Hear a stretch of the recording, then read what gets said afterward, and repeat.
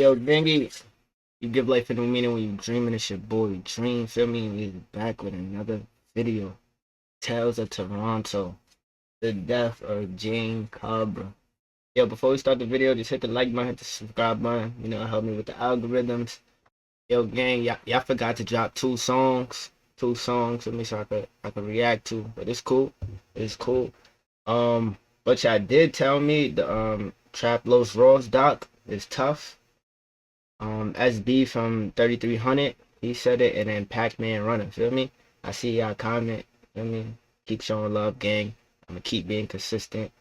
It's another one too, feel me? SK, feel me? Feel me? I appreciate y'all, gang. What is Toronto? Known as the city of neighborhoods, one of the most diverse in all of the world. In a sense, Toronto really is a city that's still defining itself. If you just walk 30 minutes, you see the neighborhoods blend from one to the More than 70 alleged gang members were picked up in early morning raids yesterday, including those in the Five Points Generals, the Falstaff Crips, and the Toronto chapter of the Shower Posse.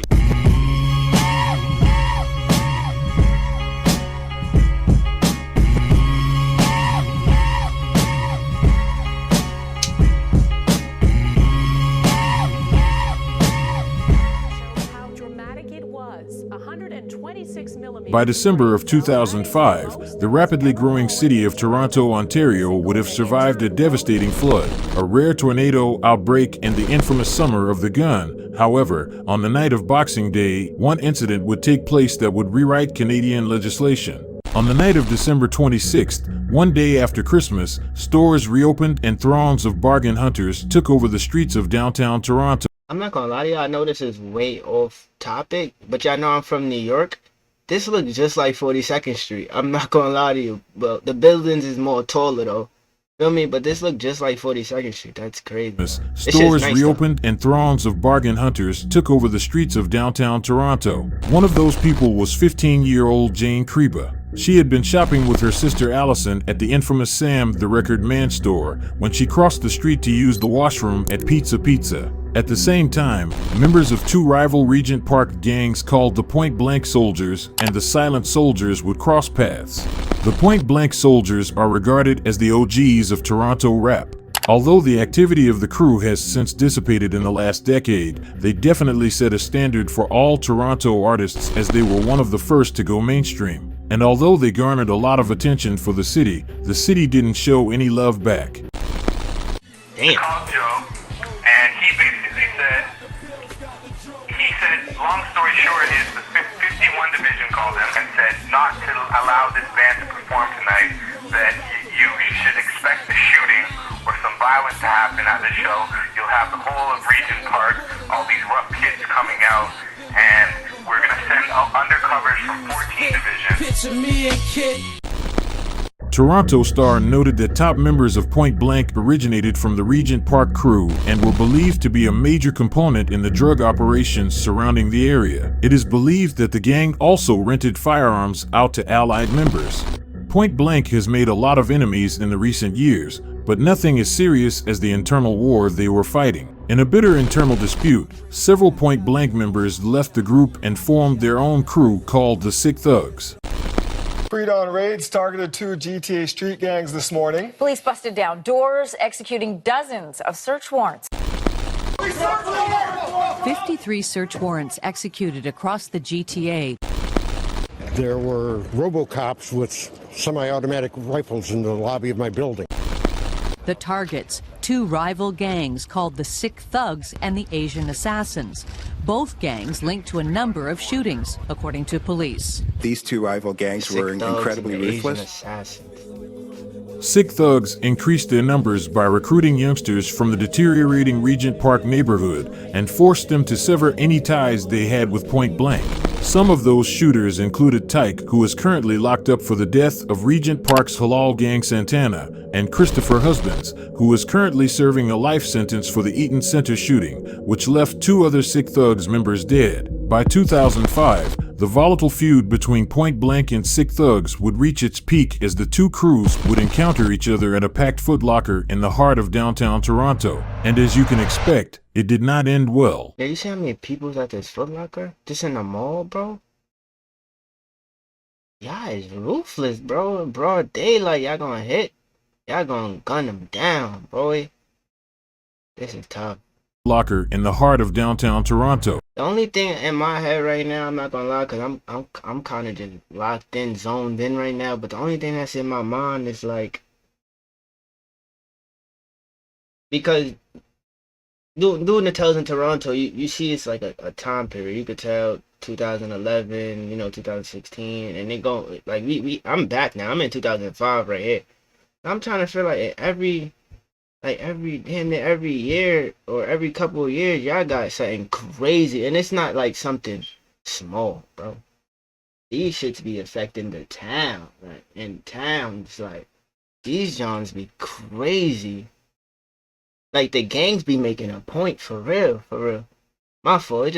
It just caught me off guard. I just had to let y'all know it was on my mind, cause I'm like, this shit right here is wild. Like I be trying to think like, if I go out there, what part, like at that time, right? If somebody will travel out there, what part is a good part to tour around and to sightsee and be a tourist at these times where these events is happening? I don't know how Toronto is now, but at these times though, like where is safe?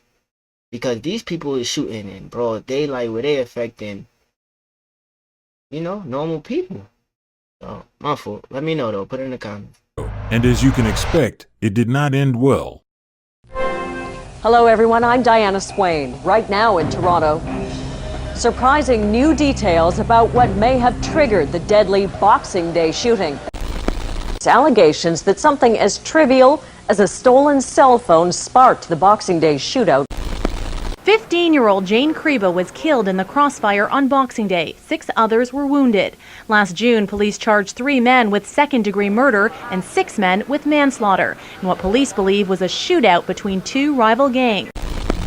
15-year-old Jane Creba was killed after being caught in a shootout between sick thugs and point-blank associates outside of a packed Foot Locker. Immediately after the shooting, Toronto police were able to identify 4 primary suspects: Jeremiah Valentine, Lewis Woodcock, Joel Simpson Rowe, and Tyshawn Barnett. Toronto police wasted no time in beginning interrogations, and the first one up was 17-year-old Joel Simpson Rowe. Just 1 hour after the shooting, police were able to track Joel at Castle Frank Station and arrest him. He was found with a handgun and a phone belonging to a known Von Blood named Richard Steele, who he had just robbed hours before the shooting. At the time, Toronto police weren't sure who pulled the trigger on the gun that killed Creba, but they believe as many as 10 to 15 people were involved, and they pledged to hunt them all down. During interrogations, Joel, who was the nephew of a point-blank member named Hoover, told investigators that before the shootout happened, he, along with Lewis Woodcock and Tyshawn Barnett, known members of the Martha Eaton Way crew, gathered with other members at the Eaton Center Mall. Upon arrival at the mall, the group engaged in a series of threatening and assaultive acts towards other shoppers. CCTV also captured the moment Richard Steele was robbed by Jarrell and the others. Following the robbery, the crew left the mall and walked north to the Foot Locker store located on the west side of Yonge Street. It is alleged that the group entered the store and encountered Jeremiah Valentine, who was with a friend named Milan Mijatovic. They were both known Sick Thugs members. Boy, look real comfortable in there telling the story, whatever happened. Who was with a friend named Milan Mijatovic. They were both known Sick Thugs members, but the Martha Eaton Way members believed Valentine was a rival Von Blood. Valentine, Woodcock, and Barnett were armed with loaded firearms at the time. After spending a few minutes inside the Foot Locker, all of the accused left the store at the same time, and a confrontation took place on the sidewalk outside of the store where the area was crowded with hundreds of Boxing Day shoppers. Valentine proceeded to face the Martha Eaton members and spoke briefly with one of them. Valentine was agitated due to them staring at him and his friend Milan, so he began waving one of his arms in the air. In the sleeve of the arm was a gun which the Martha Eaton members quickly noticed. As Woodcock and Barnett drew their weapon, Valentine fired the first shots in their direction. Woodcock and Barnett proceeded to fire back.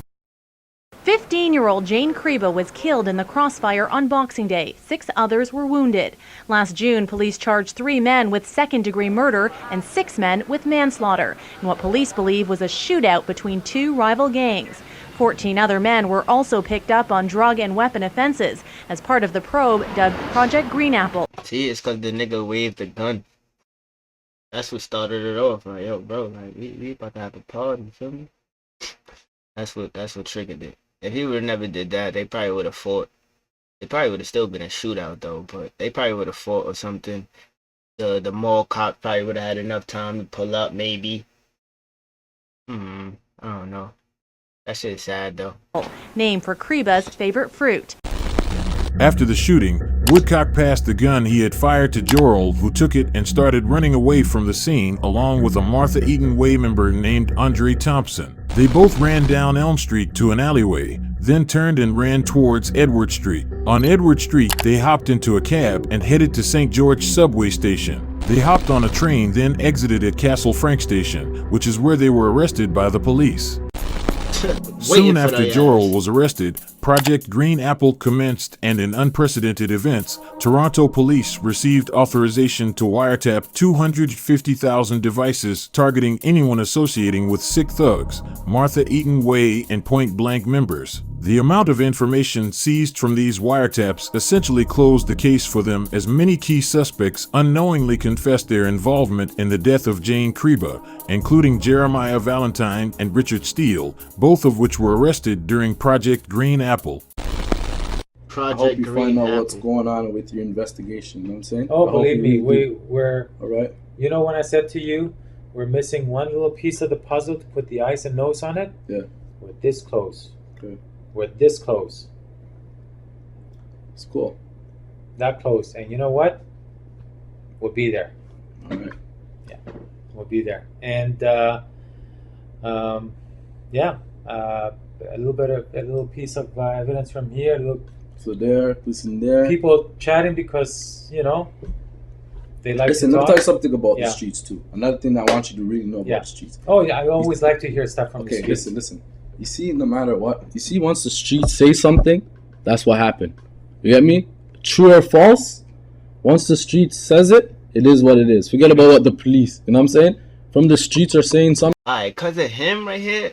Cause of him. Oh my God. I told you, bro look a little comfortable doing what he had to do. Feel me? Now, because of him, feel me, Toronto police, feel me, was able to obtain the wiretaps for the Dripwood Crips in March. Yo, I told you, I knew it. The way he was a little comfortable, it looked a little off, feel me? So because of this, right, Toronto police was able to obtain the wiretaps on the Driftwood Crips in March and in May 2007, feel me? A sweep a month later results in a charge against more than 80 people. I knew it, bro. I knew it. I hope y'all find y'all. I hope y'all find it. Feel me? I hope y'all solve y'all case. That's tough. Says it, it is what it is. Forget about what the police, you know what I'm saying?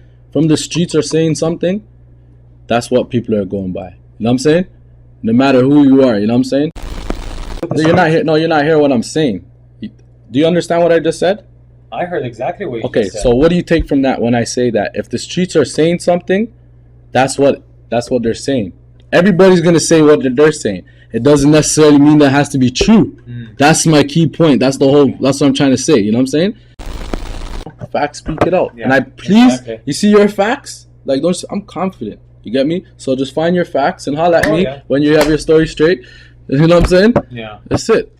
He said, legal proceedings would not take place until 2007, when Richard Steele is forced to take the witness stand against Jeremiah, Jorrell, and Tyshawn. During trial, he lashes out in a torrent of objections, making it known that he will be killed if he took the stand, but the judge showed no mercy. The cops want me dead. A lot of people want me dead, Richard contends. I'm between a rock and a hard place right now the way it's looking, but I'm not running away. After much deliberation, the judge would drop the murder charges, but he would still be convicted of gun and drug trafficking crimes in relation to Project Green Apple. He was released from jail in June that same year. Then, just 5 months after his release, he and 3 other men were caught by cops in Hamilton in a vehicle with drugs and a gun. He was later convicted of possession of a prohibited firearm and sentenced to 6.5 years.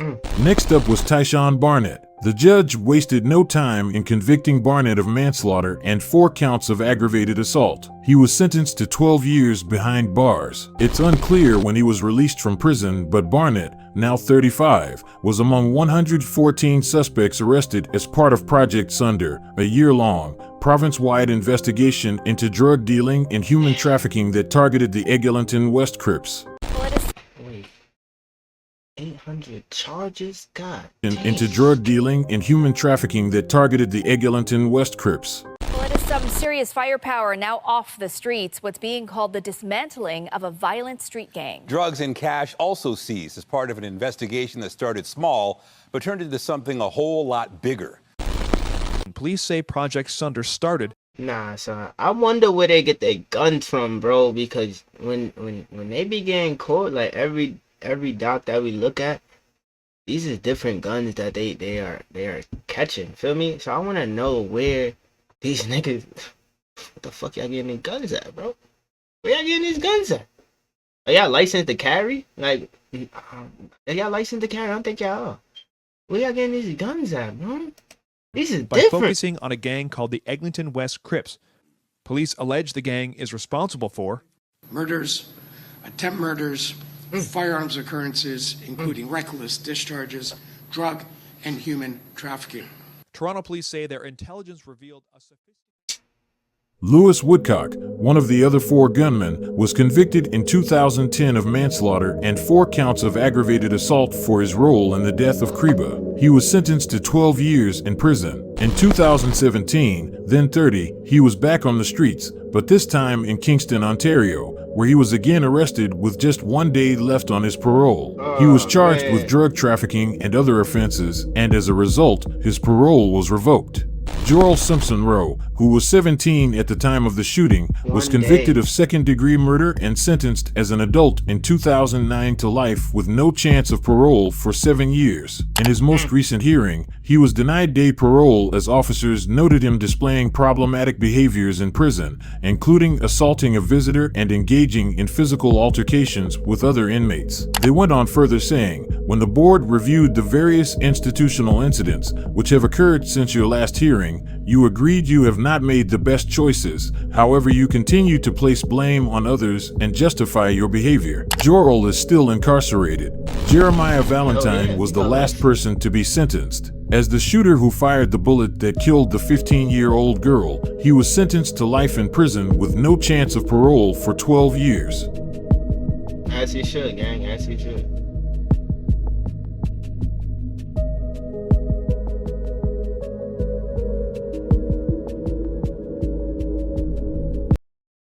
Another great doc, gang. Another great fucking doc, man. Yo, y'all be going through it, man. Y'all be going through it, gang. Not gonna lie. And then the cops really be catching y'all too, though. Feel me? The cops be on point. It don't really take them that long. It don't really take them that long. Shit, I don't even got too much to say, man. That shit was good, though. That was a great doc. Doc. Let me tell the Toronto. Yeah, like I said, tomorrow we gonna do Trap Los Ross. And then what's tomorrow? Wednesday. And then after that, Thursday, we back with the doc, gang. We back with the Tales of Toronto. New videos in the comments, gang. Hit that like button, hit that subscribe button. Follow me on the gram. You already know the vibes. You give life a new meaning when you're dreaming. It's your boy Dream, and I'm out of here, gangy. Fake niggas, we don't do those. Fake niggas, we don't do those. Hardcore, weirdos, weird.